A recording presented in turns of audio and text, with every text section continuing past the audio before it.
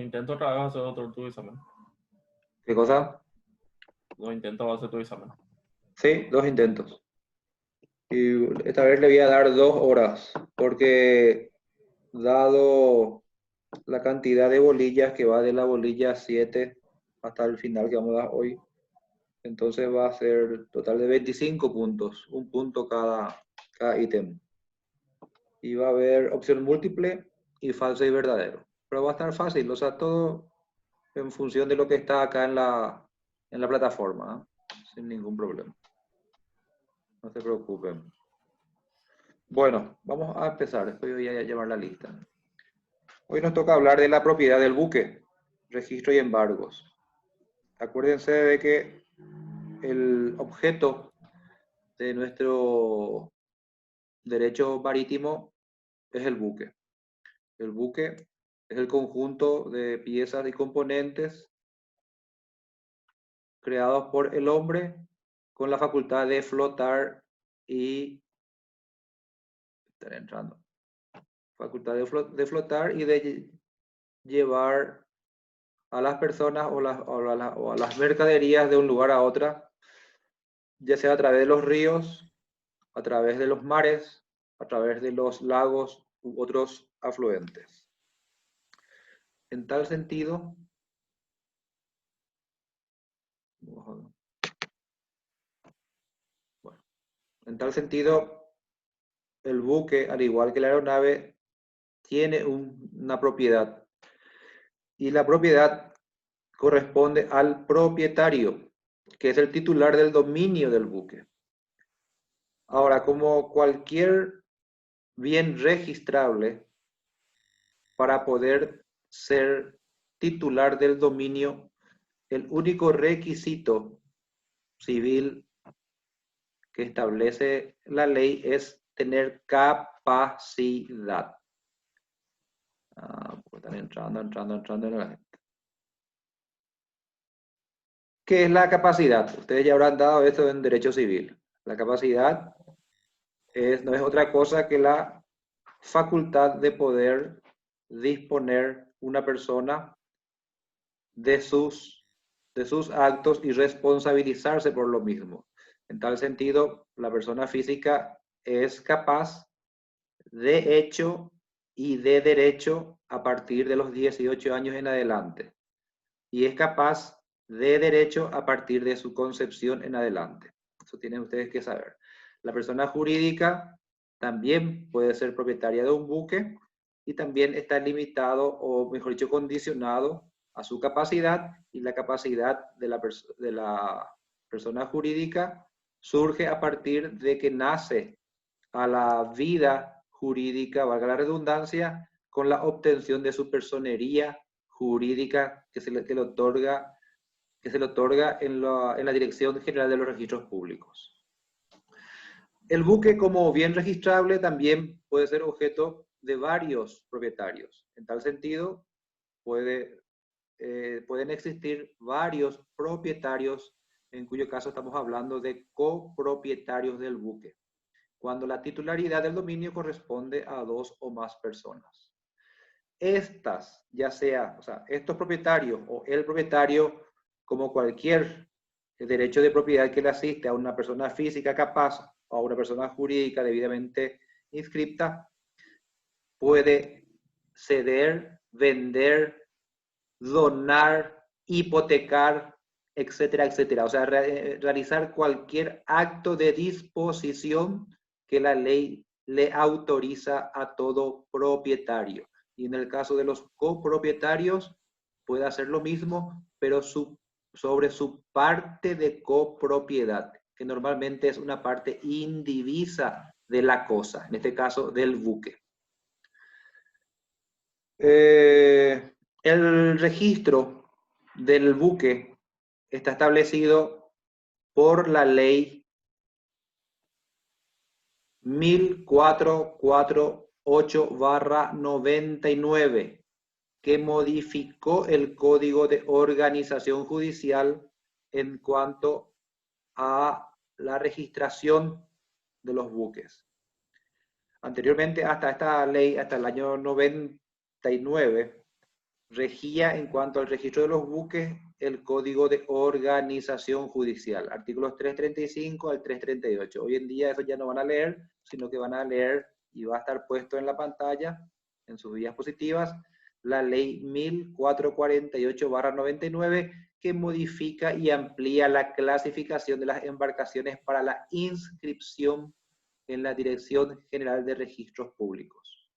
En tal sentido, podemos destacar de esta ley 1448/99, por ejemplo, de que de acuerdo a su importancia, las embarcaciones para el Paraguay se clasifican en embarcaciones de ultramar, embarcaciones de cabotaje mayor, de cabotaje medio y de cabotaje menor. Esas son las clasificaciones que establece esta ley del año 99.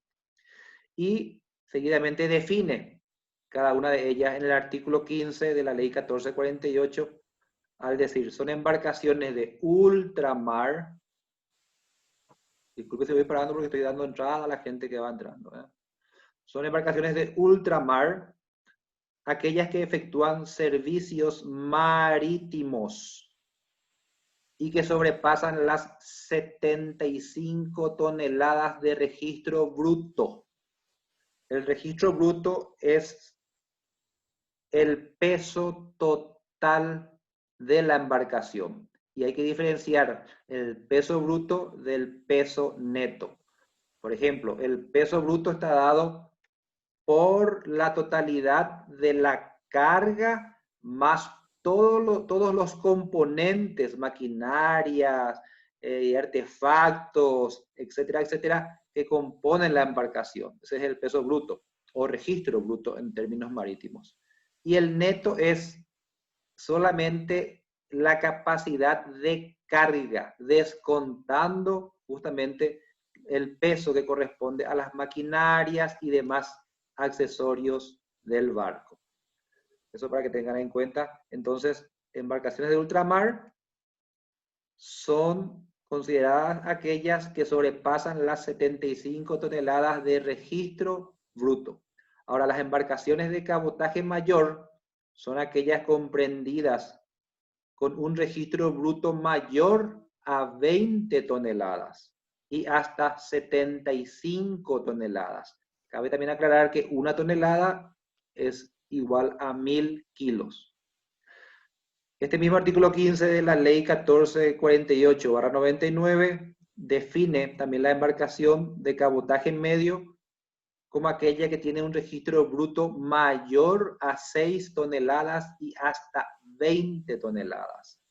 Y finalmente define a las de cabotaje menor, aquellas que tienen un registro bruto de hasta 6 toneladas. Igualmente define o conceptúa esta ley 1448 que en el registro de buques se inscribirán previo registro en la Prefectura General de Puertos las embarcaciones de ultramar, de cabotaje mayor, de cabotaje medio y de cabotaje menor, con excepción de las embarcaciones de cabotaje menor, cuya anotación será facultativa por parte del propietario. O sea que acá las determina este artículo 335, o el artículo segundo que modifica el 335 del COJ, de que las de cabotaje menor, su inscripción es facultativa. O sea, aquellas de 6 toneladas para abajo es facultativa, no es obligatorio.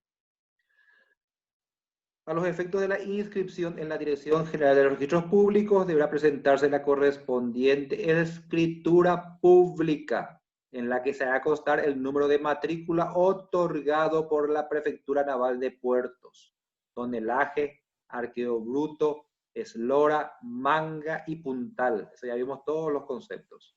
Marca, modelo y número de serie de la embarcación, valor, marca, modelo, número de serie y potencia del motor o los motores. Tengan en cuenta que el buque, al igual que la aeronave, puede ser susceptible de venta, ya sea como buque sin sus motores o los motores aparte por sí solos o como un bien total.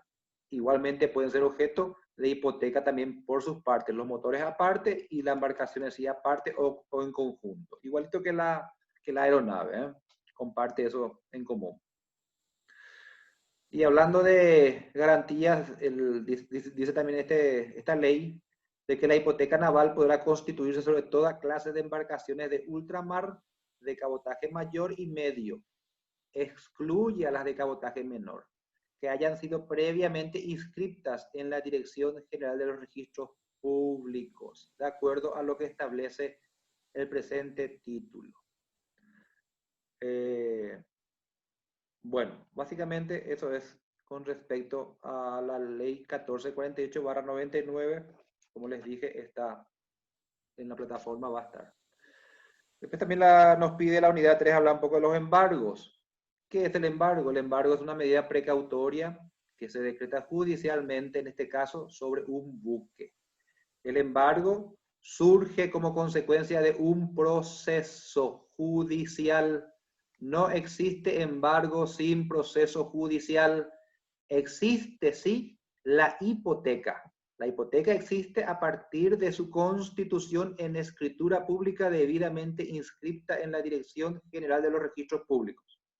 O sea, yo puedo tener una escritura de garantía hipotecaria como acreedor que le presté plata a Juan Pérez para que construya un barco. Y ese barco que construyó Juan Pérez garantiza el crédito o mi préstamo que le entregué a Juan Pérez. Y puedo tener en mi mano guardado, en mi cajón, la garantía contenida en la escritura pública. Ahora, el embargo, que también es una medida precautoria para garantizar el cobro de un crédito, yo no puedo tener en mi mano si no es a través de una orden judicial que se decreta en un proceso judicial.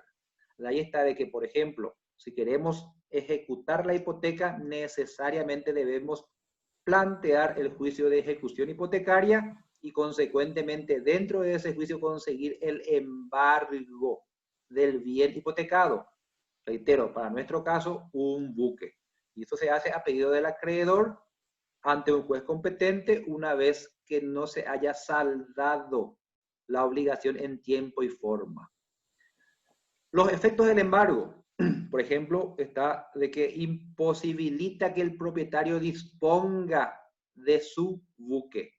Una vez embargado, no puede disponer de su buque. O sea, puede seguir manejando el buque, pero no puede, por ejemplo, dar en subarrendamiento o en arrendamiento, no puede vender, no puede hipotecar, no puede realizar actos de disposición registral o de dominio. Otro efecto del embargo es que crea una preferencia a favor del solicitante para cobrar su crédito en base al producto de la venta de ese bien. Y sobre el punto quiero acotar nomás para que diferencien bien. El embargo no se da solamente con respecto a la ejecución hipotecaria, se da con respecto a la ejecución de cualquier título de valor, sea cheque, sea pagaré, sean vales, sean debentures, etcétera, etcétera. Cualquier título de crédito puede dar lugar a un embargo y el embargo siempre va a ser judicial, producto de un proceso judicial. Tengan en cuenta eso, ¿no? Le va a servir para civil y para otras materias más. También nos pide la unidad hablar un poco del armador. Y el armador es la persona física o jurídica titular del ejercicio de la navegación del buque, el que lo explota comercialmente, el que lo hace navegar por cuenta y riesgos propios. Debe ser capaz y cumplir los requisitos para ejercer el comercio, estar imbuido del animus lucrandi. El armador puede o no ser el propietario, o sea, yo puedo ser propietario y armador, pero perfectamente puedo ser armador sin ser propietario. El armador entonces es la persona física o jurídica, propietaria o no del buque que lo explota comercialmente. Estado armador también define acá el Estado. El Estado y sus instituciones autárquicas como armadores. En Paraguay tenemos, por ejemplo, la flota mercante del Estado, que fue privatizada en el año 1993 y a partir de ahí desapareció prácticamente, al igual que muchas otras empresas estatales de la época anterior. Hipoteca naval, concepto. La hipoteca naval, al igual que cualquier hipoteca, ¿qué es?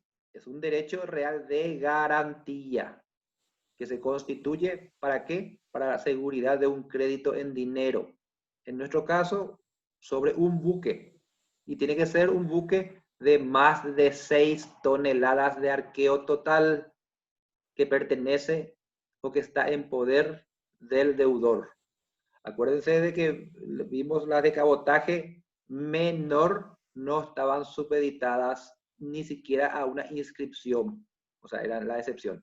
Cabotaje medio para arriba, o sea, de 6 toneladas para arriba, sí deben estar inscritas y a partir de su inscripción también pueden ser objeto de la garantía de hipoteca o el derecho real de garantía hipotecaria en favor de un acreedor.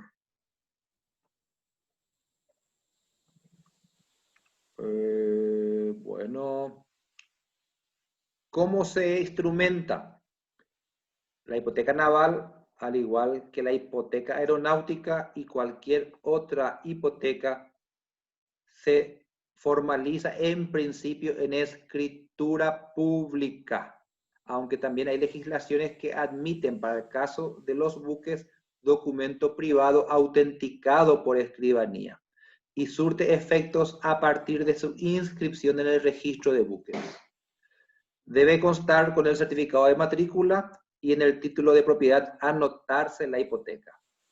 El instrumento de constitución de la hipoteca debe contener los datos personales del acreedor y deudor, datos de individualización del buque, naturaleza y cláusulas del contrato, monto del crédito, intereses convenidos, lugar y plazo del pago, como cualquier título de crédito.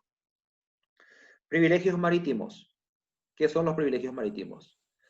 No es otra cosa que el derecho de preferencia legal que existe a favor de ciertos créditos originados en el ejercicio o como consecuencia del ejercicio de la navegación, que recaen sobre el buque, el flete y la carga. Existen privilegios civiles y privilegios marítimos. Entre los privilegios civiles se distinguen aquellos que afectan a bienes determinados, buque, flete, carga, mientras que los privilegios civiles afectan a ese tipo de patrimonio. Está el privilegio marítimo, que se da como consecuencia, por ejemplo, de los actos de salvataje, que están por encima de los privilegios civiles. O sea, los privilegios marítimos, aquellos ocasionados o aquellos gastos ocasionados como consecuencia de actividades netamente desarrolladas en la zona pluvial, mares, ríos, etcétera, tienen preferencia. Ejemplo, el salvataje. O sea, los gastos para salvar un buque tienen privilegio por encima de los privilegios civiles. Un privilegio civil, por ejemplo, es el contenido en un instrumento y puede ser, por ejemplo, el de préstamo para la construcción o mantenimiento de un buque. Esos son privilegios civiles. Después, legislación positiva nacional. Bueno, nuestra legislación positiva nacional en cuanto a derecho marítimo, vimos la vez pasada, hicimos una lectura rápida de la cantidad de disposiciones normativas que regulan este amplio espectro y básicamente está contenido ya en sus inicios en el libro tercero del Código de Comercio del año 1883. Lo más actualizado es lo que acabamos de ver, la ley 1448/99, y pueden referirse a lo que ya vimos la vez pasada, o sea, citar. Seguro marítimo, otro punto, el seguro marítimo es un acuerdo de voluntades en virtud del cual una de las partes, llamada asegurador, se compromete mediante el pago de una suma de dinero llamada prima a indemnizar a la otra, llamada asegurado, por los daños que pudieran sufrir sus bienes o intereses a causa de un acontecimiento futuro o incierto durante el transporte de cosas o personas por agua. Es un contrato de naturaleza indemnizatoria. El asegurador no puede lucrar con el mismo. La suma debe estar vinculada al perjuicio sufrido y en el Código de Comercio se establecen la nulidad de los contratos que aseguren más de una vez por el mismo plazo y riesgo las cosas cuyo valor ya han sido asegurados. Igualmente también establece con la nulidad del seguro cuando la suma exceda el valor de la cosa asegurada. Resumiendo, es un contrato indemnizatorio, bilateral, oneroso y aleatorio. En nuestro caso, el objeto del contrato de seguro marítimo, según el Código de Comercio, está dado a la protección de los bienes contra cualquier riesgo marítimo. Es condición indispensable para la existencia del contrato de que se desarrolle dentro del ámbito marítimo a los efectos de que pueda ser cubierto por un seguro marítimo. El interés asegurable es la relación existente entre el asegurado y el bien que se asegura, de manera que aquel que sufra un perjuicio o se pierda o se daña una cosa resultante comprometida la responsabilidad del armador, obtenga el asegurado un beneficio con su preservación o llegada a destino. En otras palabras, el interés asegurable es todo lo que está en el buque o inclusive el buque mismo mientras el buque esté navegando, sea el buque mismo, sea la carga que lleva, sea las personas que transporta. Siempre y cuando esté navegando, ese es el interés asegurable.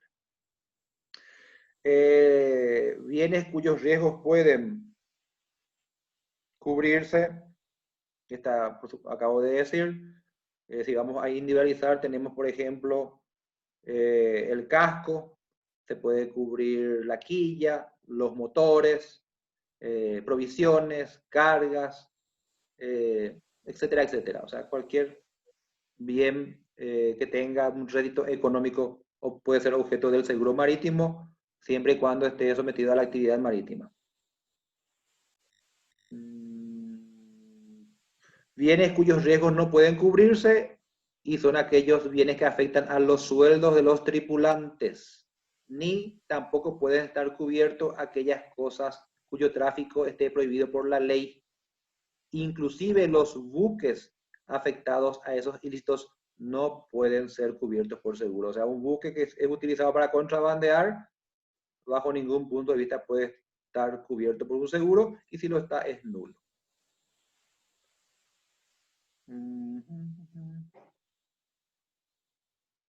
Bueno. También dentro de los bienes, ahondando un poco en el tema que estamos desarrollando,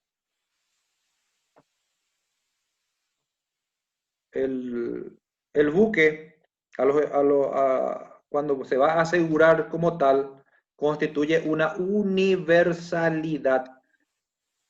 El seguro sobre el mismo comprende, a menos que se disponga lo contrario, el casco, la quilla, las maquinarias, aparejos, armamentos y provisiones, y pueden ser asegurados todos juntos o por separado.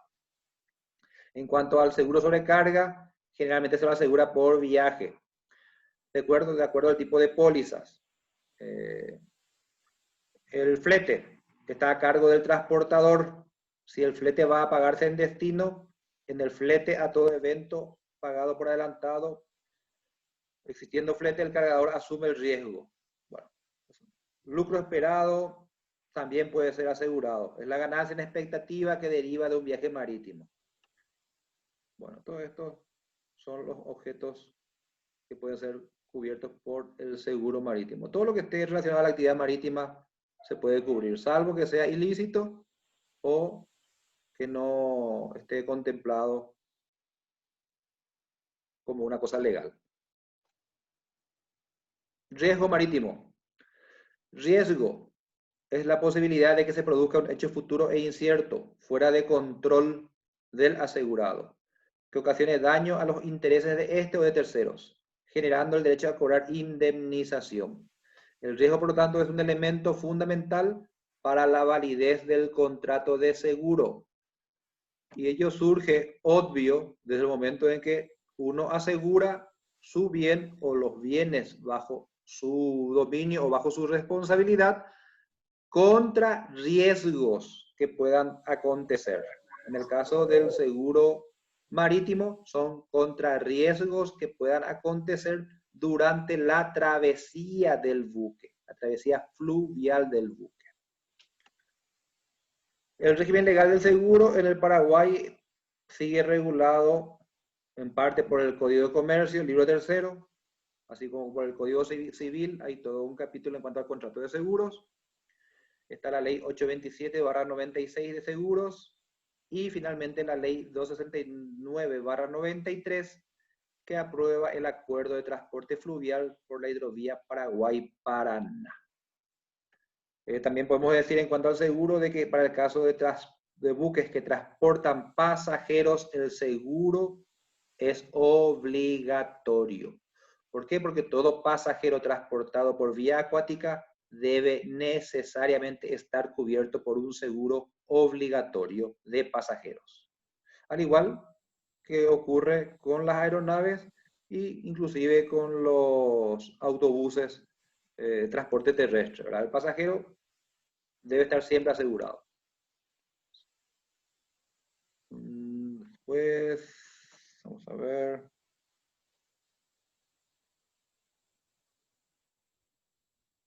Transporte multinaval, vamos a hablar un poco sobre esto. Transporte multinaval es una modalidad de transporte que se realiza en el agua utilizando como vehículo algún tipo de embarcación. Existen dos variantes fundamentales en este tipo de transporte. El transporte marítimo, que se realiza en el mar y canales marítimos, y el transporte fluvial, que se desarrolla en ríos y canales fluviales. El transporte naval es uno de los más importantes a nivel internacional. Aproximadamente el 80% de la superficie terrestre está compuesta por agua, por lo que se vuelve normal que el transporte naval sea uno de los principales medios de transporte, tanto de mercaderías como de pasajeros de un lugar a otro. En cuanto a corredores bioceánicos, ellos son de estrategia comercial fundamental, principalmente para Sudamérica. En nuestro caso, en la zona sur, que es la zona productiva que tenemos con Brasil, Argentina, Chile, Uruguay. En tal sentido, podemos hablar, por ejemplo, de que el corredor es un conglomerado de afluentes que sirven para transportar carga y ayudan a desarrollar a dos o más países a través del intercambio de mercaderías y otras actividades por la vía fluvial. Para el Paraguay, además está decir de que es de suma importancia, dado su condición de país mediterráneo, o sea, sin costa sobre el mar. De ahí está de que se trata de los corredores bioceánicos, son obras estratégicas a fin de propiciar la conexión o interconexión entre los dos océanos, en nuestro caso, el Atlántico y el Pacífico. Un corredor bioceánico, a manera de ejemplo rápido, está dado, por ejemplo, de valga la redundancia, por el Canal de Panamá, que sirve para unir ambos océanos.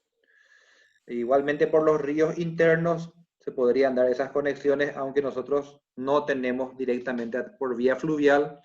El Paraguay no tiene la posibilidad de unir el Atlántico con el Pacífico o unirse, sino más bien nosotros tenemos la salida a través de la hidrovía Paraguay-Paraná, que nos quita al río de la Plata y vamos a hablar seguidamente.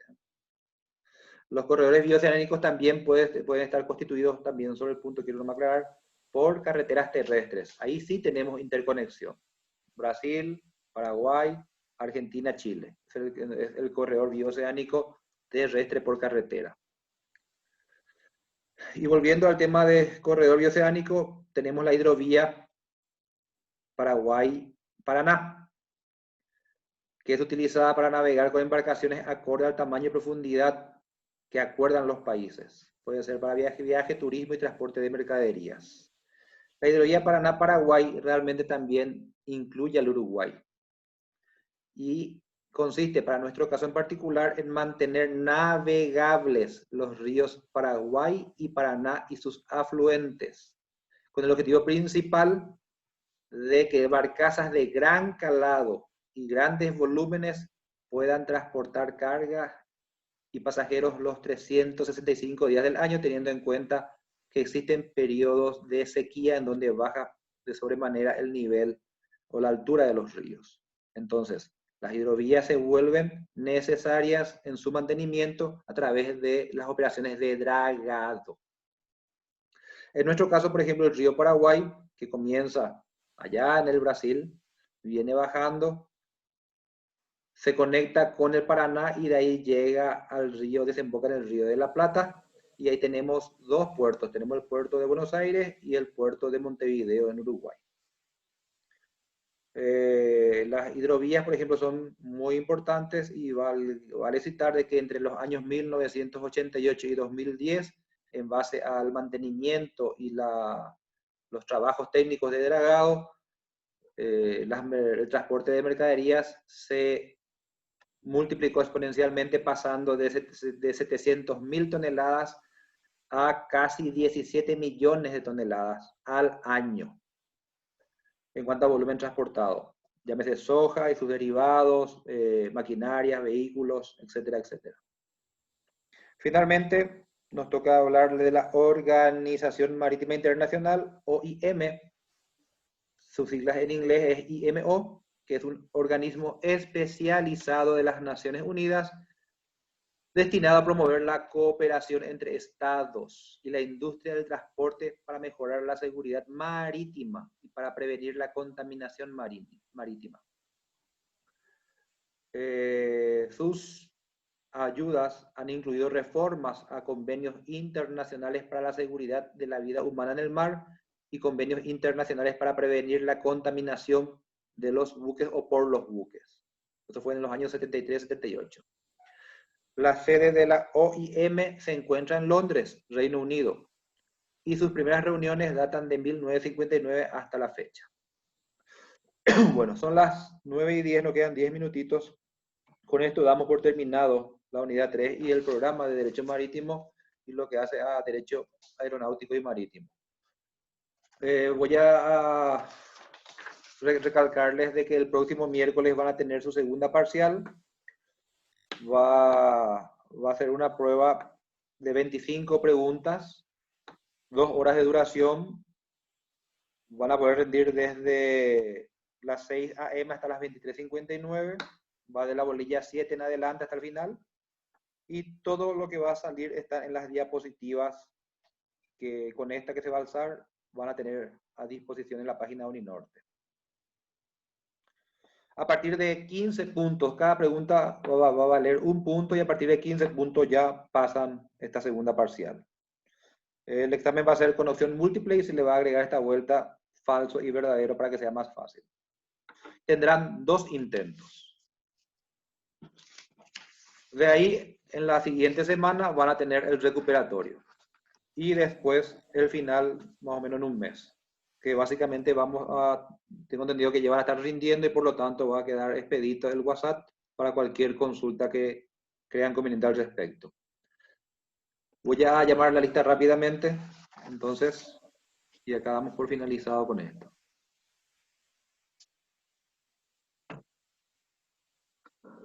Bueno, a ver.